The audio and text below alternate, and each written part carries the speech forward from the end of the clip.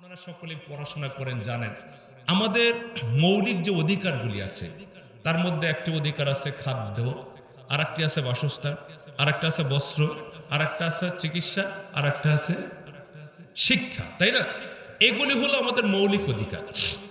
এবার বলুন তো দেখি, এই যে মৌলিক অধিকার যেগুলি বানানো হয়েছে, এই মৌলিক অধিকার একটাও কি আখিরাত কেন্দ্রিক আছে, না সবগুলো হলো দুনিয়ার 60 বছর জীবন কেন্দ্রিক?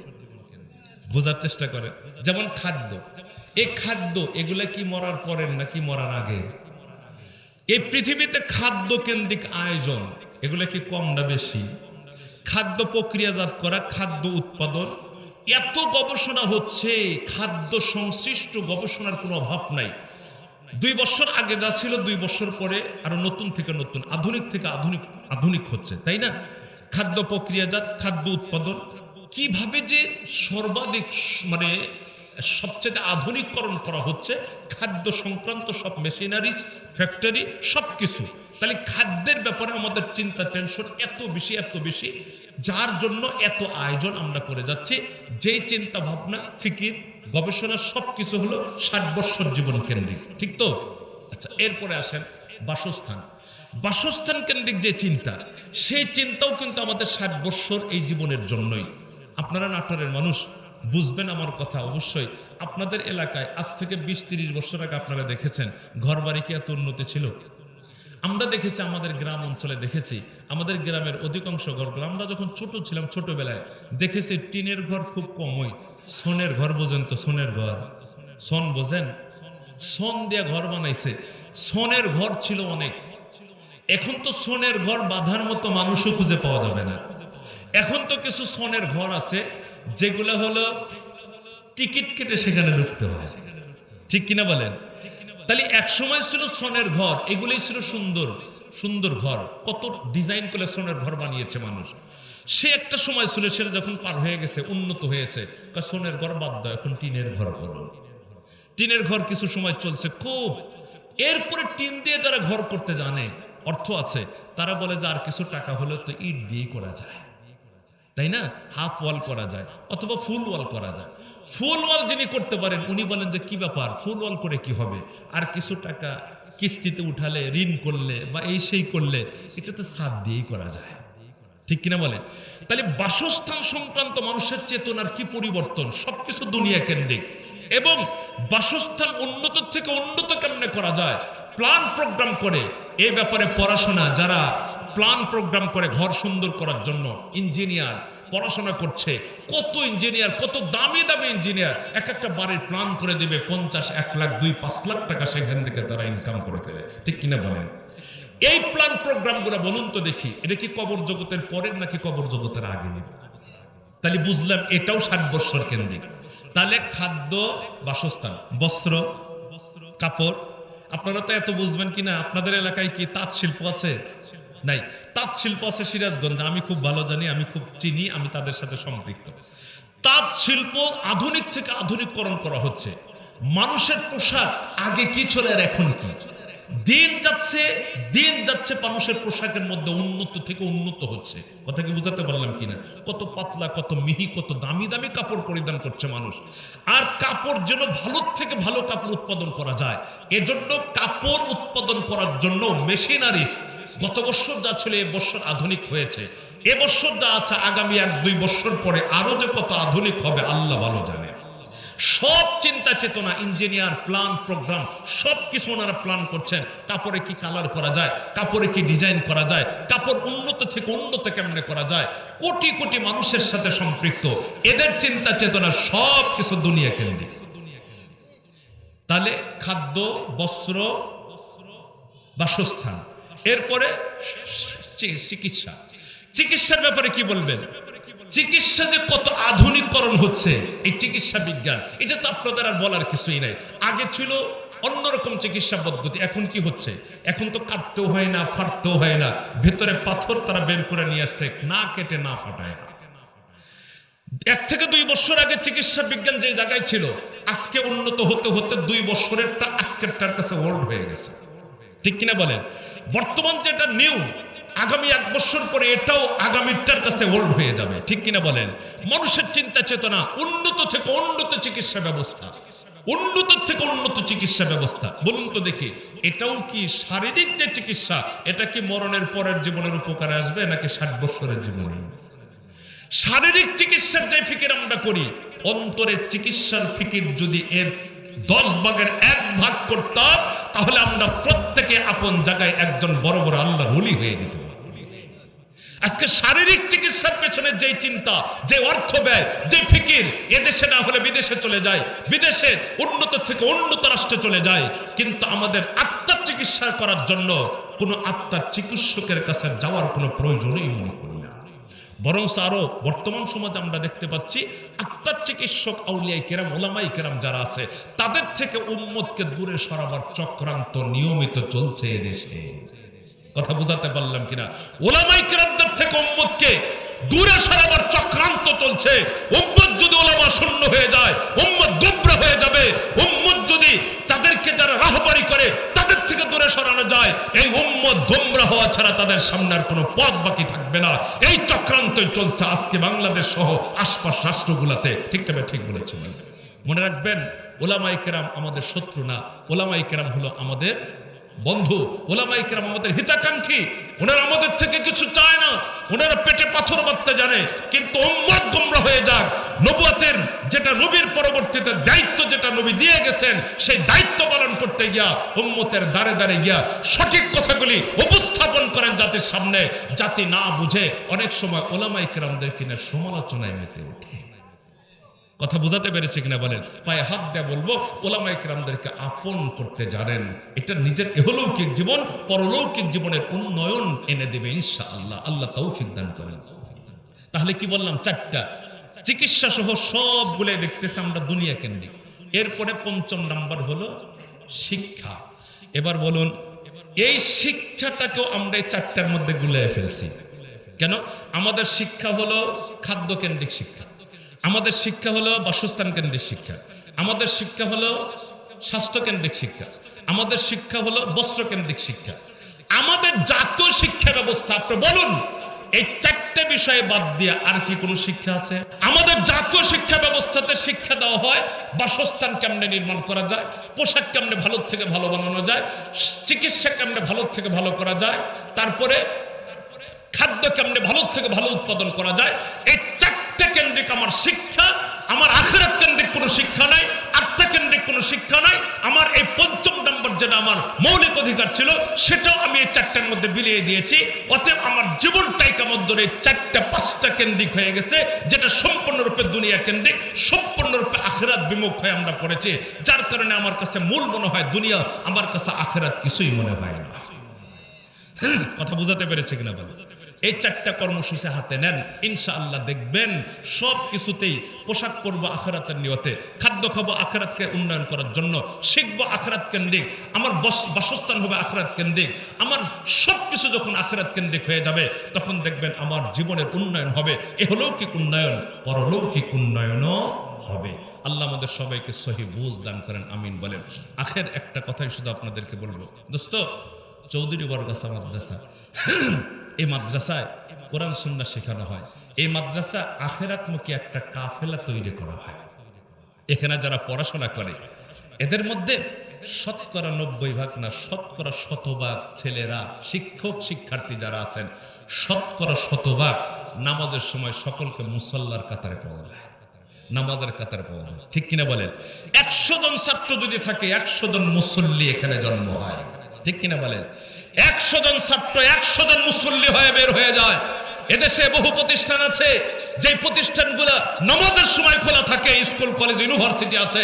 সবাইকে আমি ভুল বলছি না, সবাইকে কটাক্ষ করছি না।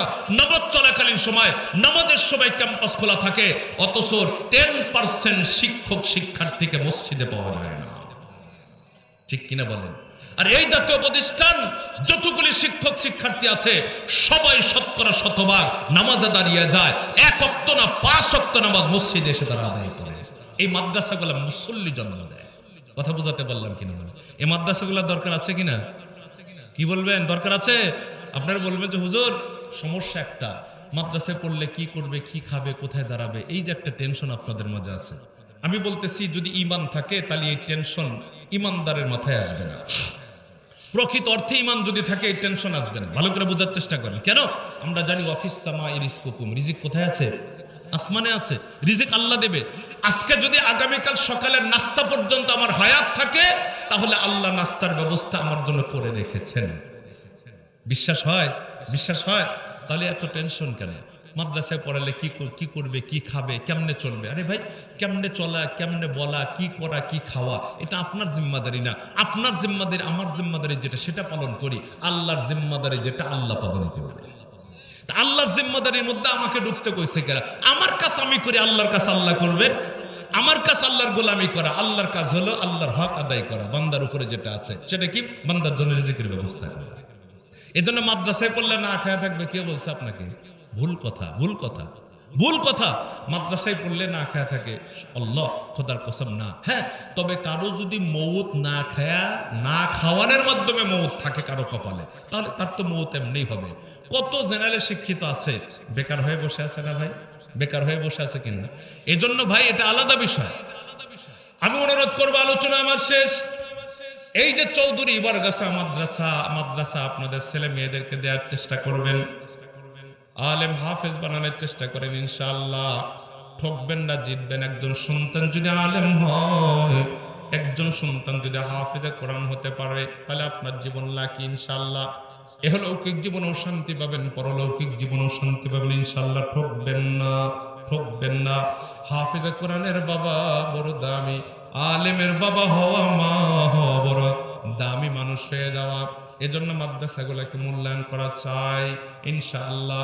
আল্লাহ যেন কবুল করেন, তৌফিক দান করেন, আমিন। শেষ একটা কথা বলবো।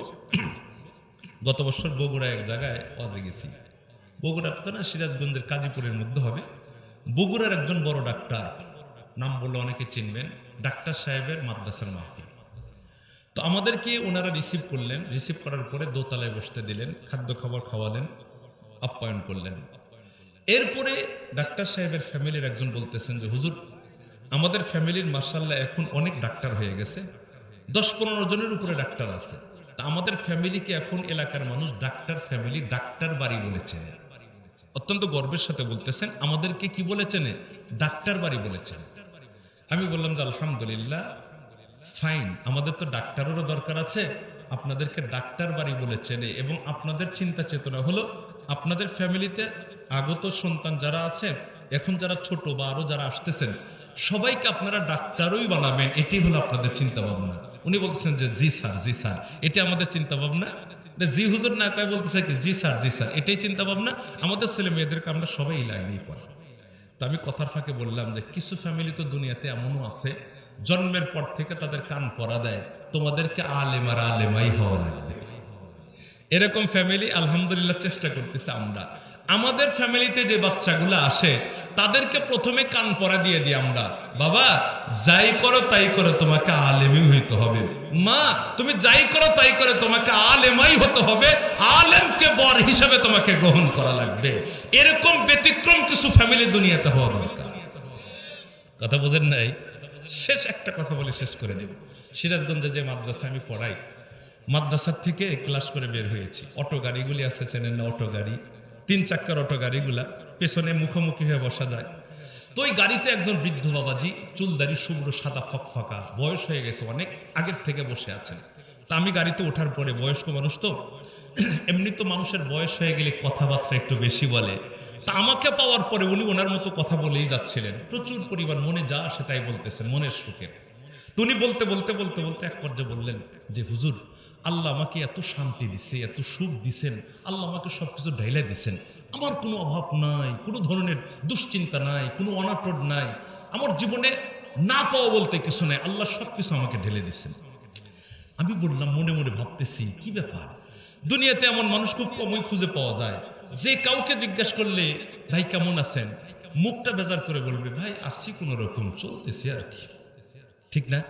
ছেলে মেয়ে কেমন আছে, আরে ভাই বলিয়েন না, এত অসুখ বেসুখ একটার পর একটা লেগেই থাকে, ডাক্তারের কাছে শুধু যাইতেই হয়, আসতে হয়, আসি কোনো রকম আসি। একজন মানুষও মনটা খুশি কইরা দিলের মধ্যে একটু হাসির মানে হাসির ভাব নিয়ে বলবে আলহামদুলিল্লাহ ভালো আছি, একজন মানুষও পাওয়া যায় না। সবাই মন বেজার করে বলে। ব্যবসায়ীদেরকে জিজ্ঞাসা করলে ভাই আপনার ব্যবসা কেমন চলতেছে, ভাই কোন রকম চলতেছে আর কি, কথার বলে লাভ নাই, কত যে কিভাবে চলতেছে আল্লাহ ভালো জানেন। মানে কারো মুখে শুকরিয়া নাই, সবার মুখে বেরাজ, শুধু নারাজ আর নারাজ। আল্লাহর বান্দা ভদ্রলোক এত খুশি, উনি বলতেছেন যে আমার কোনো অভাব নেই, কোনো অভিযোগ আমার নাই, আমার জীবনে আল্লাহ আমাকে সবকিছু ঢেলে দিচ্ছেন। আমি বললাম হাজারো মানুষের মধ্যে ব্যতিক্রম একজন মানুষ, তো আমার জানতে ইচ্ছা করতেছিল আল্লাহ ওনাকে কি দিচ্ছেন। আমি জিজ্ঞাসা করলাম চাচা মিয়া আল্লাহ আপনাকে আসলে কি দিচ্ছেন গো, আপনি এত খুশি, আপনার জীবন পূর্ণ, আপনার জীবন অপূর্ণতা বলতে কিছু নাই, আসলে আল্লাহ দিয়েছেন কি আপনাকে? তখন লোকটা আমাকে বলতেছেন বাবজান শুনবেন আপনি? হ্যাঁ বলেন, একটু শোনার এতে ইচ্ছা করছে আমার। তখন উনি বলতেছেন যে আল্লাহ 4টি সন্তান আমাকে দিয়েছিলেন। কয়টা সন্তান? 4টা সন্তান, 2টা ছেলে 2টা মেয়ে। 4 সন্তানকে আমি সর্বোচ্চ লেখাপড়া করায়, তাদেরকে দেশ বিদেশে পড়ায় সর্বোচ্চ শিক্ষা দিয়েছি। তারা আজকে প্রত্যেকে প্রতিষ্ঠিত, দেশ বিদেশে বিভিন্ন জায়গায় তারা প্রতিষ্ঠিত। আমার বাড়ি গাড়ি অর্থবিত্তের কোনো অভাব নাই। হুজুর আরো খুশির খবর কি জানেন? আমার ছেলে 2টার চাইতে আমার মেয়েদের যে 2টা জামাই মিলাইছে, আমার ছেলেদের চাইতে আমার জামাইরা আরো উচ্চ শিক্ষিত। আমার মেয়েরা যতটুকু শিখছে, আমার ছেলেদের 2টা বউ যে মিলাইছে, বউ 2জন আরো উচ্চ শিক্ষিত। কোনো জিনিসের অভাব নাই আমার, বাড়ি গাড়ির থেকে যা যা দরকার সব আমার আছে। আমি তখন বললাম যে সবই তো দিছেন আল্লাহ আপনাকে, মনে মনে বলতেছি অভাব নাই, সবই আপনাকে আল্লাহ দিচ্ছেন। দেশ বিদেশে লেখাপড়া করে ছেলেদেরকে প্রতিষ্ঠিত করেছেন, মেয়েদেরকে প্রতিষ্ঠিত করছেন। আমার জানতে ইচ্ছা করছিল যে ভদ্রলোক কি ছেলে মেয়েদেরকে কোরআন শিখাইছে কিনা, এটা একটা প্রশ্ন করে দেখি। তা আমি মনে মনে কল্পনা করে বললাম যে বাবজান একটা প্রশ্ন ছিল যে, আমার দিকে তাকায় বলে বলেন কি বলবেন? আমি বললাম যে বাবা যে আমার একটা জানার ছিল, আপনার ছেলে মেয়েদেরকে দেশ বিদেশে লেখাপড়া করাইছেন, সবাই প্রতিষ্ঠিত, আচ্ছা আপনার ছেলে মেয়েদেরকে কি আপনি আল্লাহর কালাম কোরআন শরীফ শিখাইছেন সহি শুদ্ধ করে? আমি এই প্রশ্ন যখন করছি, সাথে সাথে লোকটা মাথা নিচ দিক করে ফেলছে, আর মাথা উঠায় না। দীর্ঘক্ষণ পরে দেখতেছি মাথা উঠাইলো, চেহারার দিকে তাকান যায় না, সাদা সুন্দর চেহারার মানুষটার মুখের মধ্যে একবারে রক্ত দানা বাঁধে গেছে, এরকম লজ্জায় আর কথা বলতে পারতেছে না। আমার দিকে তাকিয়ে সরি বলে যে হুজুর যে প্রশ্ন আপনি করেছেন এই প্রশ্নের সদ উত্তর আমার কাছে নাই।